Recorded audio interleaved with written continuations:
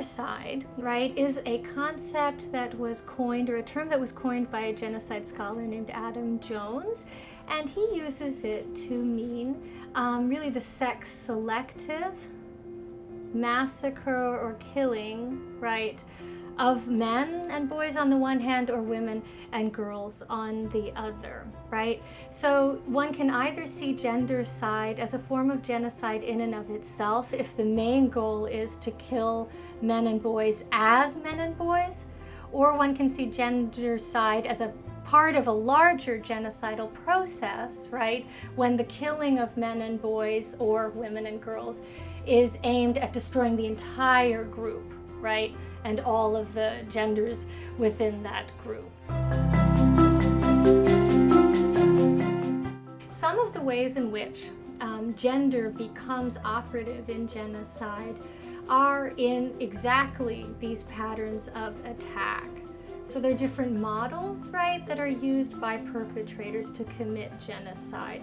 Some genocides are what are often referred to as gender-neutral genocides, and those are genocides in which men and women are ultimately killed, right, and at similar rates or in similar numbers. So that's also called total genocide or ideological genocide, when the aim is to destroy through killing physically all members of a group, right? But even in what's called gender-neutral genocide, there are beneath that gender-neutral form of killing, there are gendered patterns, right, that define the way perpetrators treat their victims. So, for example, women will become the victims of rape and other forms of sexualized violence before being killed, whereas men may also become the victims of sexualized violence and rape, but also other forms of torture, right, and debasement and humiliation. So perpetrators are very interested in people's positions within their gendered positions within their own societies, and will attack men and women differently based on perpetrator perceptions of those positions. So they'll often attack women as mothers, right, men as fathers, right, in order to not only target the people themselves, right, but those bonds that are necessary for human groups to survive and reproduce themselves.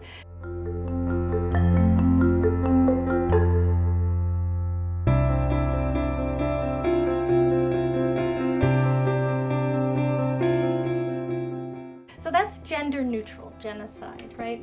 But then some genocides are pursued through very, very gendered means, right? The scholar Helen Fine has called this gender-selective genocide, where, for example, a common pattern is the killing of boys and men, older boys and men, right?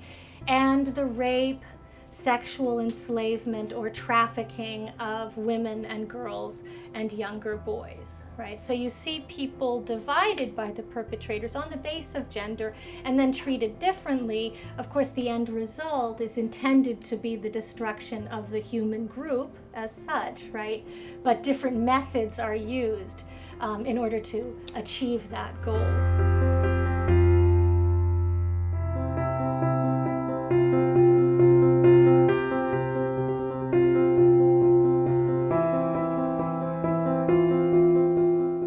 So the upshot of this is that not all genocide is mass murder, right? Genocide is much more than simple murder or simple killing, right? There are other techniques that can be used to destroy groups, and some of the most effective of those are very gendered techniques, right? And perpetrators are aware of that, and they have used them throughout history.